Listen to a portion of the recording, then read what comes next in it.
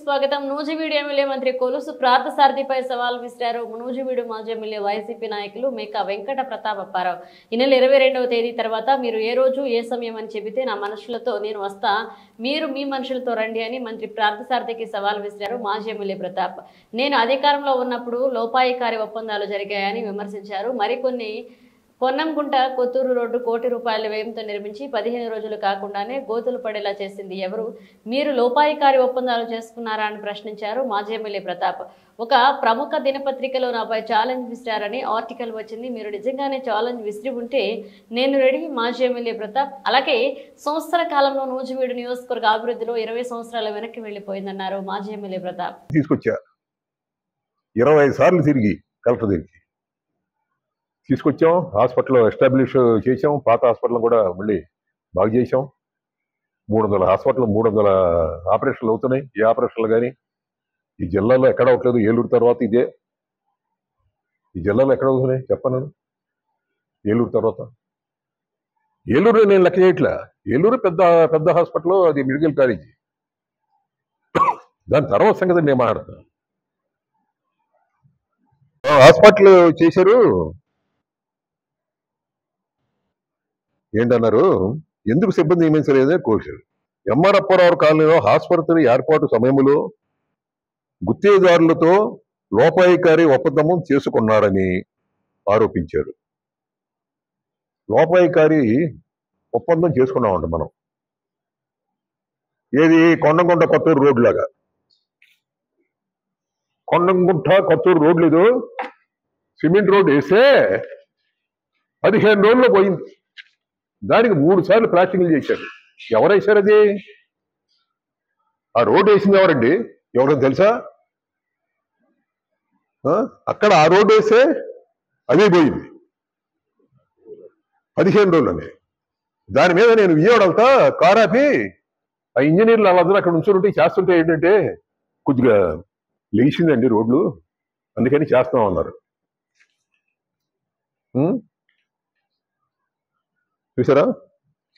మరి ఎవరు వేశారో ఏంటో నాకు తెలీదు.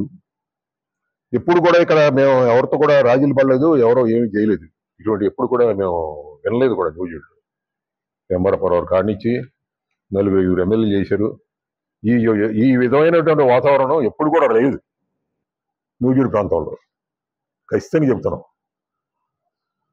నిన్న మినిస్టర్ గారు న్యూజివీడు వచ్చి ఏదో కొన్ని కార్యక్రమాల్లో పాల్గొని తర్వాత వారు ఏంటంటే కూటమి ప్రభుత్వం సంవత్సర పాలన, 5 ఏళ్ల వైకాపా పాలనలో నూజివీడు నియోజకవర్గం అభివృద్ధిపై చిన్నగాంధీ బొమ్మ వద్ద చర్చకు సిద్ధమా అని మంత్రి కొలుసు పార్థసారథి గారు సవాలు విసిరారు అని ఈనాడులో ఇవాళ చూశాం. ఆయన నిజంగా సవాలు విసిరితే నేను దాన్ని స్వీకరిస్తున్నా, సంతోషంగా స్వీకరిస్తున్నా. నేను స్వీకరిస్తాను, నేను రెడీగానే ఉండను. కానీ గత 4-5 రోజులుగా నాకేంటంటే టైఫాయిడ్ ఫీవర్ రావడం జరిగింది. అయినా సరే పండుకోకుండా రోజుకి 4-5 పెళ్లిళ్ళకి వెళ్తున్నాను. వివాహాలకి మా కార్యకర్తలకి వెళ్ళి రావడం జరుగుతుంది. ఇవాళ సాయంత్రం హైదరాబాద్ వెళ్తున్నాను. 22వ తారీఖున దాటిన తర్వాత ఏ రోజునైనా సరే ఛాలెంజ్.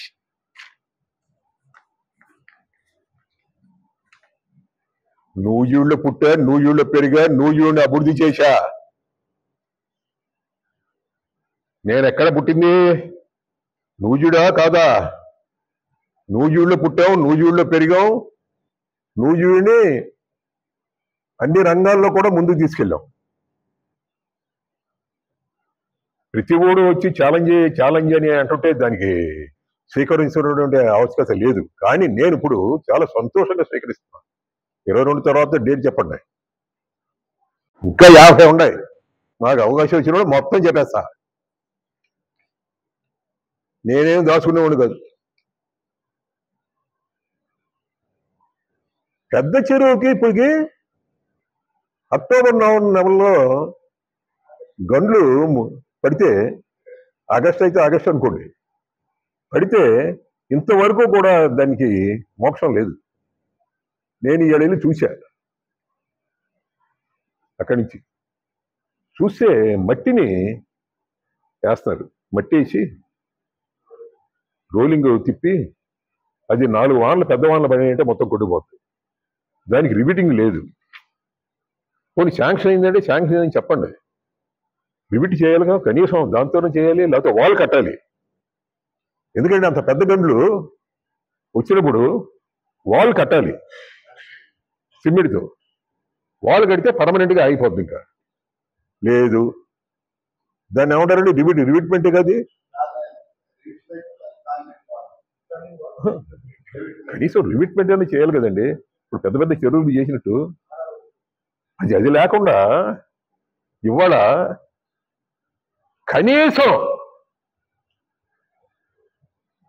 నూజివీడు ప్రజలకి రేపు పొద్దున నీళ్లు ఉండవే, ఈ కన్నా రేపు పొద్దున మళ్ళీ గండి పడిందంటే నూజివీడు ప్రజలకి ఎవరికే ఉండవు, మీకు ఉండవు, ఆయనకు ఉండవు, వారికి ఉండవు, వీరికి ఉండవు, ఎవరికి ఉండవు. నీళ్లు పడిపోయినాయంటే ఈ ఎండల్లో రేపు పొద్దున బోర్లు అడుగు కట్టిపోయి నీళ్లు లేక లేని ప్రమాదం వస్తుంది. దీన్ని కూడా డీటెయిల్డ్గా నేను మాట్లాడతా. కాబట్టి ఆయన చెప్పిన దానికి మూడు పాయింట్స్ ఏవో ఆయన ఇప్పుడు చెప్పడం జరిగింది. ఆ 3 పాయింట్లకి సవివరంగా నేను చెప్పాను. I'm ready now. If you are conducting a meeting tomorrow morning or day after tomorrow, but it is not possible to come over there. ఎందుకంటే నాకు టైఫాయిడ్తో నేను ఇప్పుడు బాధపడుతున్నా.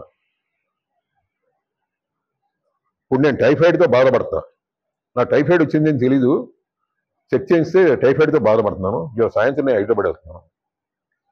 22వ తారీఖు తర్వాత 23 పెట్టినా, 24 పెట్టినా, 25 పెట్టినా, చిన్న గాంధీ హోమ్ సెంటర్ పెట్టినా, పెద్ద గాంధీ హోమ్ సెంటర్ పెట్టినా, ఎక్కడ పెట్టినా నేను రెడీగానే ఉంటున్నాను. నేను కూడా మా జనంతో నేను వస్తాను. నేను రెడీగానే ఉన్నాం. నేనేమి పారిపోను. నేను చేసిన వర్కులు, ఇవాళ చేసిన వర్క్లో లోటుబాట్లు ఏమిటనేది మొత్తం పాయింట్స్ అన్ని నా దగ్గర ఉన్నాయి, అన్ని చెప్తా.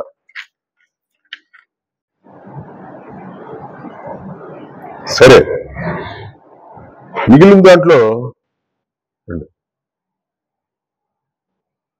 దాంట్లో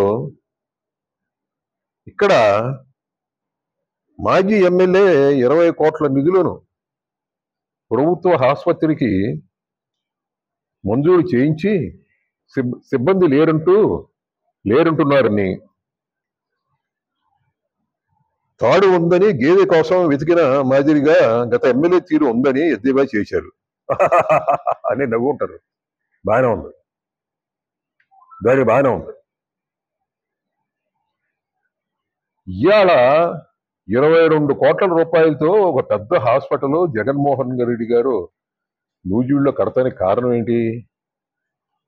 ఇక్కడ నెలకి 300 ఆపరేషన్లు అవుతున్నాయి. దీనికంటే పెద్దదైనటువంటి గుడివాడలో 100 ఆపరేషన్లు కూడా అవట్లా. దాన్ని పురస్కరించుకొని ఇక్కడ ఒక పెద్ద హాస్పిటల్ కట్టాలి అని చెప్పేసి 2-3 జిల్లాల్లో లేని విధంగా నూజివీడులో పెద్ద హాస్పిటల్ కడతాం జరిగింది. నేను ఉన్నప్పుడే దాంట్లో 200 బెడ్లు వేయించాం. పరుపులు, మంచాలు కూడా అన్ని వేయించి రెడీగా పెట్టించారు. బిల్డింగ్ అంతా రెడీ అయిపోయింది. ఇవాళ పాత హాస్పిటల్తో కలుపుకొని 300 బెడ్ల హాస్పిటల్ అయింది. ఇవాళ మా గవర్నమెంట్ గా ఉంటే ఇదే హాస్పిటల్ జిల్లా హాస్పిటల్ చేసేవాడిని. జిల్లా హాస్పిటల్ అంటే ఏంటి? జిల్లా హాస్పిటల్ అంటే ఏంటి? జిల్లా హాస్పిటల్ అంటే ఏంటంటే, ఏలూరు హాస్పిటల్ ఉంది. ఏలూరు హాస్పిటల్లో మొత్తం అంతా కాలేజీ వచ్చేసింది, మెడికల్ కాలేజీ వచ్చింది, పెద్ద హాస్పిటల్ అయిపోయింది. నెక్స్ట్ జిల్లా హాస్పిటల్ ఉండాలి ప్రతి జిల్లాలో. దానికి నూజివీడుని నేను చేసేసేవాడిని. దానికి సరిపడా హాస్పిటల్ స్టాఫ్ కానీ, డాక్టర్స్ కానీ, అందరిని కూడా తీసుకొచ్చేవాడిని. కానీ ఎలక్షన్ కోడ్ రావటం వల్ల కొన్ని పనులు జరగలేదు. బిల్డింగ్ అయిపోయింది, హెడ్లు వేసాం, అన్నీ వేసాం. చిన్న చిన్న పనులు కొన్ని ఆగినాయి, అవి కూడా కంప్లీట్ అయిపోయినాయి. ఇప్పుడు దాంతో పెద్ద హాస్పిటల్ కట్టేప్పుడు దాన్ని తాళం వేసి పెడతారా? దాన్ని తాళం వేసి పెట్టారా అంటే మీ గవర్నమెంట్ ఈ 5 సంవత్సరాలు కూడా తాళం వేసి పెడతాం? ఎందుకు కట్టాం? నువ్వు కట్లా పేరు మీ గవర్నమెంట్లో ఎప్పుడు కూడా మేము కట్టాం. 2014 నుంచి 19 వరకు కట్ల మేము కట్టాం. అందరికీ తెలిసిన విషయమే. అంత పెద్ద హాస్పిటల్ కడతానికి కారణం ఏంటి? రాబోయే రోజుల్లో కూడా ఛాన్స్ వస్తే మెడికల్ కాలేజీని తీసుకురావాలనే ఉద్దేశంతోనే మేము తాపత్రయపడ్డాం, కట్టాం. ఆ మహానుభావుడు జగన్మోహన్ రెడ్డి గారి సహకారం. ఈ పార్టీకి స్టాఫ్ని వేసేవాడు, జిల్లా హాస్పిటల్కి వేసేవాడు ఆయన. సంగారెడ్డి గుడిలో 100 బెడ్డే ఉంది, అది కూడా చెప్తున్నా. ఈ జిల్లాలో ఇక్కడ 300 బెడ్ హాస్పిటల్లో సుమారు నేను లెక్కేలేదు కానీ 100 పైచీలకు ఏంటంటే లెటర్న్స్ ఈ హాస్పిటల్లో ఉన్నాయి, కొత్త హాస్పిటల్. అంటే నేను లెక్కేలేదు కరెక్ట్గా. దేని చెప్తున్నాం? అటువంటి ఒక మంచి హాస్పిటల్ కట్టాము అని చెప్పి చెప్పడం జరుగుతుంది. కాలనీలు గుద్దారుతో లోపాయికారిగా ఒప్పందం తీసుకుని ఆరోపించారు. దళితులు ఉన్న అజరయ్యపేట, నెహ్రూపేట ప్రాంతాలకు వదిలి ఎందుకు హాస్పిటల్కి అక్కడకు మార్చారన్నారు. నా ఉద్దేశం ఏంటంటే అక్కడ నేను నెహ్రూపేట పక్కనే హాస్పిటల్ కడతాను కానీ ఒక స్కూల్లో దాన్ని సెలెక్ట్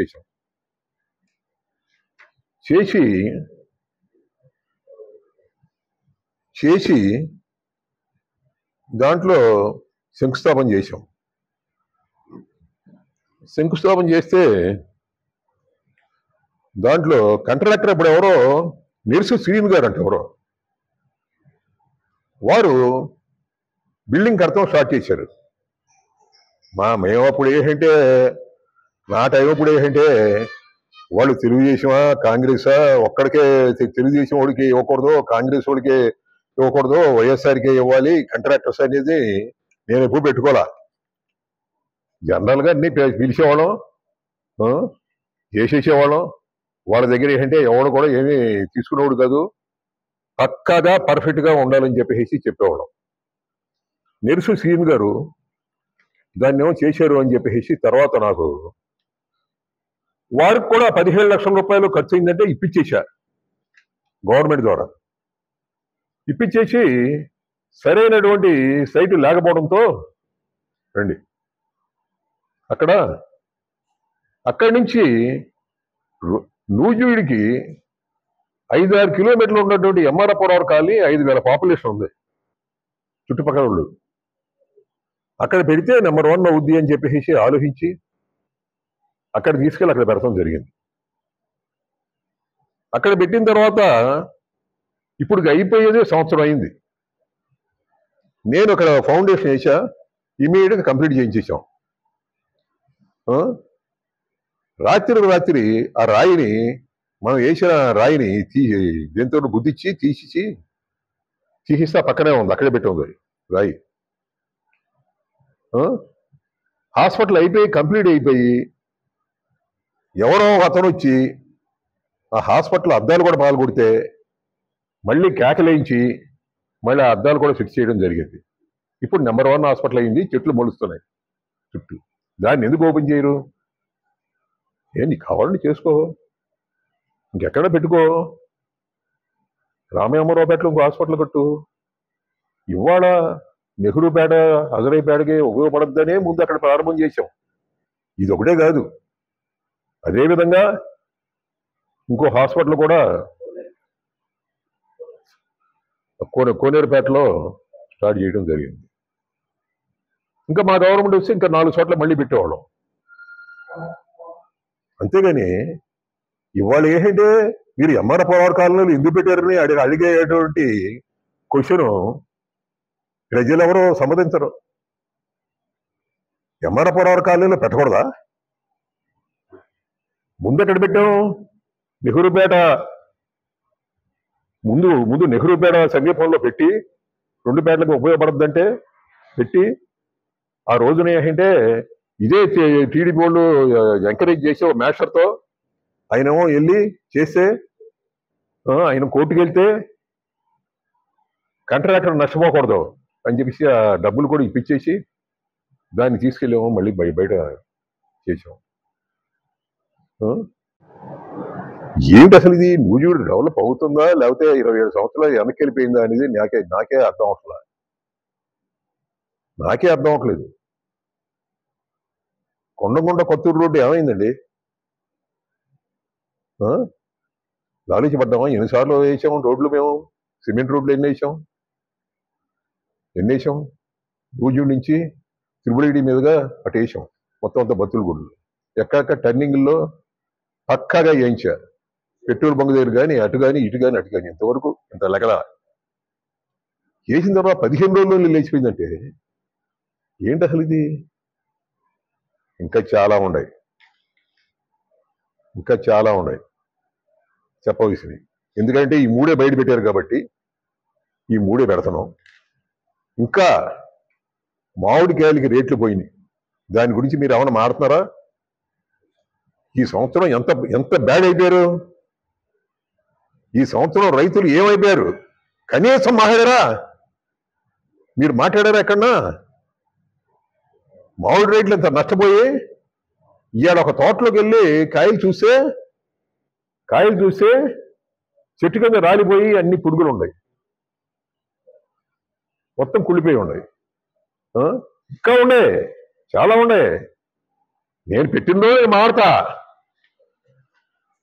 నేను పోలీస్ డిపార్ట్మెంట్ వరకు కూడా చెప్తున్నా, మీరు కండక్ట్ చేయండి ఇటువంటి సమావేశం. నిజంగా ఆయన ఉంటే, అనకపోతే ఈనాడికి పేపర్ కానీ రాస్తే నాకు సంబంధం లేదు.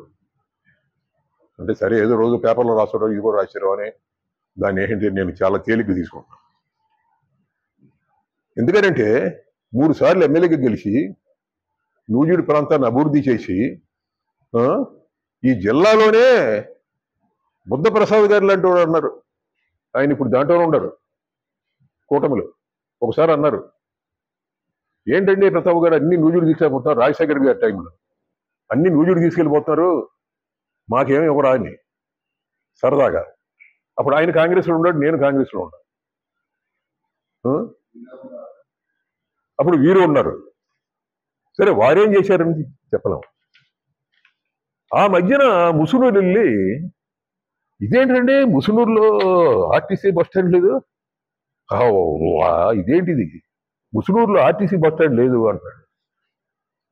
ఆయన నియోజకవర్గం హెడ్ క్వార్టర్లో ఆర్టీసీ బస్ స్టాండ్ ఉందా?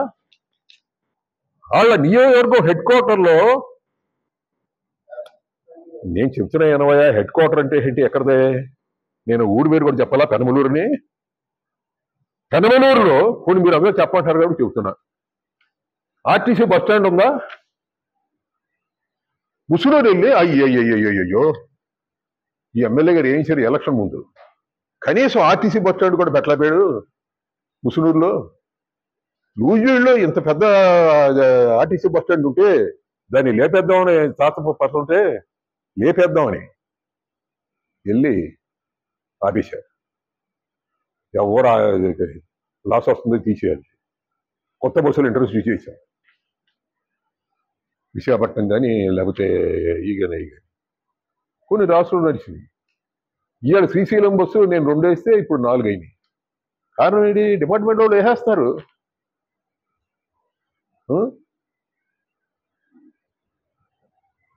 ఏం మాట అంతా తేలికే. ఏం డెవలప్మెంట్ జరిగింది? ఇంకా ఉన్నాయి. ఏదో చెరువు గండి ఉంది,